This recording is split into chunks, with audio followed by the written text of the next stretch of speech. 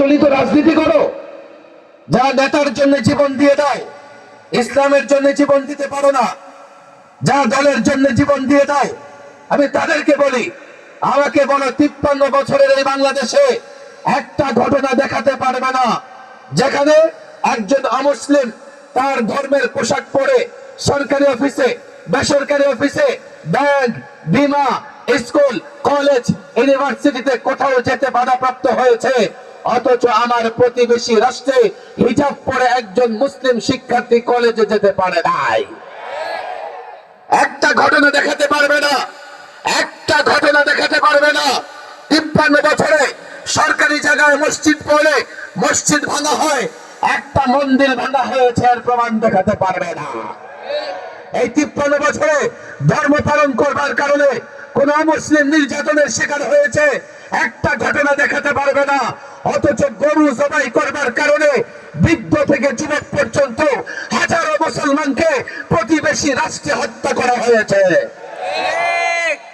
আমার দেশে কোথায় সংখ্যালঘু নির্যাতিত হয়? দ্বিতীয় কারণ, তারা এগুলো বলে আগ্রাসনের পথ খোঁজে। আগ্রাসন, যে কি করে বাংলাদেশে আগ্রাসন চালাতে পারে,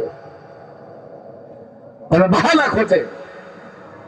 সুতরাং যে তারা ভারতের স্বার্থের পক্ষে কথা বলবে, তারা আর যাই হোক মুসলমানদের অন্তর্ভুক্ত হতে পারবে না।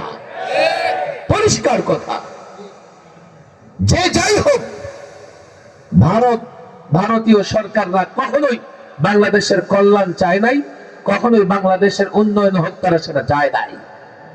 গত 16 বছরে দেশের মানুষের স্বার্থ কুরবানি করে ফ্যাসিবাদীরা ক্ষমতায় থেকেছে। তাদের পতন আন্দোলন সংগ্রাম হয়েছে বটে, আল্লাহর গজবে হয়েছে। দেশের মানুষের স্বার্থ বিকিয়ে ক্ষমতায় থেকেছে। বলেছে জামাই স্বামী স্ত্রীর সম্পর্ক। লোকেরা বলে হুজুর সম্পর্ক থাকো নেই তো এখন গিয়ে উঠছে।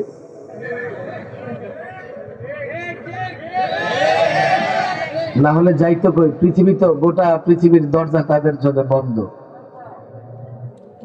ফাইনালি আমি এই যুবকদের একটা কথা বলি, দেখেন, ইমানবাদী ইসলামবাদী না হলে দেশ হেফাজত করতে পারবেন না।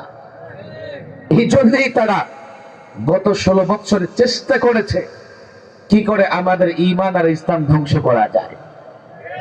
একেবারে সংবিধান সংশোধন করে ইসলাম এবং মুসলমানদের বিরুদ্ধে তারা ষড়যন্ত্র করেছে। সংবিধান সংশোধন করে, চারটিখানি কথা নয়। সংবিধানে সেকুলারিজম এনেছে আর বলেছে রাষ্ট্রের কোনো ধর্ম নাই। আর আমরা যখন রাষ্ট্রীয়ভাবে ধর্ম প্রতিষ্ঠার চেষ্টা করেছি, তখন আমাদেরকে জঙ্গিবাদ আর সন্ত্রাসবাদ বলে গ্রেফতার করেছে। পরিবর্তন হয়েছে। আমি বলি, দেখেন, এই পরিবর্তন দরকার ছিল বটে, তবে এটা চূড়ান্ত পরিবর্তন নয়। এই পরিবর্তনের পরে রাষ্ট্র যদি মেরামত না করা যায়, এই পরিবর্তনের পরে রাষ্ট্র যদি ঠিকঠাক মতো সংস্কার না করা যায়, 2000 ছাত্র জনতা রক্ত দিয়েছে, বৃথা যাবে, পরিবর্তন হবে না। আমার কথা হাতে পায়ে ধরে বুঝবার চেষ্টা করেন। আগে এই রাষ্ট্র মেরামত করতে হলে, সংস্কার করতে হলে, সিস্টেম পরিবর্তন করতে হবে, রাষ্ট্র পরিচালনার পদ্ধতি পরিবর্তন করতে হবে। কথা ঠিক না বেঠিক? আমাদের প্রধান মেহমান চলে আসছেন। হুজুর, আপনি তো এলাকার, তাতেও আপনি প্রধান, বসেন। আমি লম্বা সময় বলবো না, 5-7 মিনিটের মধ্যে আমি শেষ করে দিচ্ছি। ফাইনাল কথা। আমার দিকে তাকান। কয়টা আঙ্গুল এখানে? কয়টা? শুধু বাজাবেন চলবে না, আমাদের বাজায় ছাড়বেন মাহফিলে, এটা চলবে না। বহুত বাজাইছেন।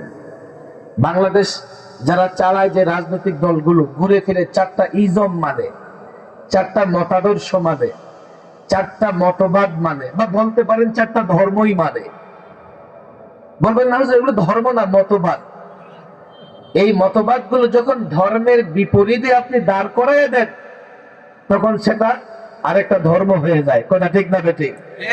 বলেন। 1 ডেমোক্রেসি, একই মানে গণতন্ত্র, একই। 2 সেকুলারিজম, সেকুলারিজম বুঝেন তো? ধর্ম নিরপেক্ষতাবাদ। ধর্ম। 3 সোশ্যালিজম। সোশ্যালিজম বুঝেন তো? সমাজতন্ত্র। কি? 4 ন্যাশনালিজম, জাতীয়তাবাদ। আপনি ঘুরে ফিরে দেখেন, কেউ ডেমোক্রেসির কথা বলে, কেউ সেকুলারিজমের কথা বলে, আবার একদল আছে হাতুড়ি কাঁচি নিয়ে রাজনীতি করে, সোশ্যালিজম সমাজতন্ত্রের কথা বলে। কথা ঠিক না ঠিক? আবার আরেক দল ন্যাশনালিজমের কথা বলে। এই 4টা তন্ত্র, 4টা মতবাদ, 4টা মতাদর্শ দিয়ে, 4টা ধর্ম দিয়ে 53 বছর বাংলাদেশ পরিচালিত হয়েছে। এই জন্য কি হয়েছে জানেন? পরিবর্তন হয়েছে। চেয়ারের ব্যক্তি পরিবর্তন হয়েছে, দুর্নীতি বন্ধ হয় নাই। চেয়ারের ব্যক্তিটা পরিবর্তন হয়েছে, চুরি বন্ধ হয় নাই, লুটপাট বন্ধ হয় নাই। এই সিস্টেম যদি পরিবর্তন না হয় 50,000 বৎসরেও দুর্নীতি বন্ধ হবে না। যদি মনে করেন আলেমদের মহব্বত করেন, আমরা আমাদের অবস্থান পরিষ্কার করছি। পশ্চিমা তন্ত্র মন্ত্র কোন ধরনের ইসলাম দিয়ে নয়, আমরা ইসলাম দিয়ে রাষ্ট্র পরিচালনা করতে চাই। তুমি বলবে আপনি মৌলবাদী, আপনি ধর্মান্ধ, আপনি উগ্রবাদ, বলো তাতে কি? তুমি যদি কার্ল মার্কস আর লেনিনের সমাজতন্ত্রের কথা বলতে পারো, আমি মোহাম্মদ আরবের ইসলামের কথা কেন বলতে পারবো না? তুমি যদি অ্যারিস্টটলের গণতন্ত্র ডেমোক্রেসির কথা বলতে পারো, আমি মোহাম্মদ আরবের আদর্শের কথা কেন বলতে পারবো না? তুমি যদি জ্যাকব ইলকের সেকুলারিজমের কথা বলতে পারো, আমি মোহাম্মদ আরবের সুন্নাহর কথা কেন বলতে পারবো না? তুমি ন্যাশনালিজমের কথা বললে আমি মুসলিম উম্মাহর কথা কেন বলতে পারবো না? আল্লাহর কসম করে বলি, এই জাতি বুঝবার চেষ্টা করো। 53 বছরে তন্ত্র মন্ত্র দিয়ে শান্তি আসে নাই। দেশ হেফাজত করা যাবে না। ইসলাম ধরো, ইসলাম মানো, চুরি বন্ধ হবে, লুটপাট বন্ধ হবে, প্রকৃতপক্ষে বাংলাদেশে শান্তি প্রতিষ্ঠিত হবে। ওয়াদা করেন, হাত তুলে ওয়াদা করেন। ওয়াদা কার কাছে করতেছেন? দুনিয়াবাড়ি করবেন না, মাহফিলের ওয়াদা না, এটা পাক্কা ওয়াদা। আমরা চাই কিনা ইসলাম? না নিজের দল আর দলের নেতারই চাই? পাক্কা ওয়াদা। ইসলাম চাই তো? আমরা যদি এদেশে ইসলাম প্রতিষ্ঠার জন্য কাজ করি, থাকবেন পাশে? বুঝছেন তো? ইসলাম ছাড়া দেশ রক্ষা করা যাবে। দেশটা পেয়েছি ইসলামের জন্য। কার জন্য? কেউ যদি বিরোধিতা করে, আমি প্রথমে তারে বলবো, বলেন তাহলে দেশটা কেন পাইছেন? যদি না বলতে পারে তো জিব্বারে ধরে টান দিয়ে দেবো তার একটা। দেশটা পেয়েছি ইসলামের জন্য। কার জন্য? বলেন কার জন্য? নাহলে এই 3 দিকে পৌত্তলিক মূর্তি পূজারীদের মাঝখানে আমরা একটা দেশ পেতাম। আমরা দেশটা পেয়েছি কার জন্য? দেশ হেফাজত করতে হলে ইসলামের কোন বিকল্প।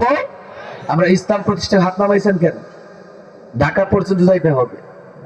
এখন তো আপনি পশুরামি আছেন, আর ওই পশুদের কাছে পশুরাম রাইখা দেন। ইসলাম প্রতিষ্ঠা করবে তো ইনশাআল্লাহ। হাফিজ হুজুর রাহিমাহুল্লাহ যে কাজ করেছেন, তওবার রাজনীতি করেছেন, সব তন্ত্র মন্ত্রকে বাদ দিয়ে খেলাফা প্রতিষ্ঠার ডাক দিয়েছেন। আমি আপনাদের এলাকার নেতাদেরকে, আমি যুবকদেরকে ডাক দিয়ে যাই, আমরা খেলাফা, আমরা খলিফা হিসেবে এই জমিনে খেলাফা আল্লাহর প্রতিনিধিত্ব করতে চাই। করবো তো ইনশাআল্লাহ? কোরআন এবং সুন্নাহ বাস্তবায়নের জন্য প্রস্তুত আছে তো ইনশাআল্লাহ? সব তন্ত্র মন্ত্রবাদ, সব তন্ত্র মন্ত্রবাদ এখন বাংলাদেশ চলবে ইসলাম দিয়ে। কথা ঠিক না বেঠিক? সব ইসলামবাদ বাংলাদেশ চলবে কোরআন দিয়ে। কথা ঠিক না বেঠিক? আমাদের সঙ্গে থাকবেন তো ইনশাআল্লাহ? থাকবেন তো ইনশাআল্লাহ? আল্লাহ তাবারক ওয়া তাআলা তৌফিক দান করুন। ওয়া মা তৌফিকি ইল্লা বিল্লাহ ওয়া মা আলাইনা ইল্লাল বালাগ।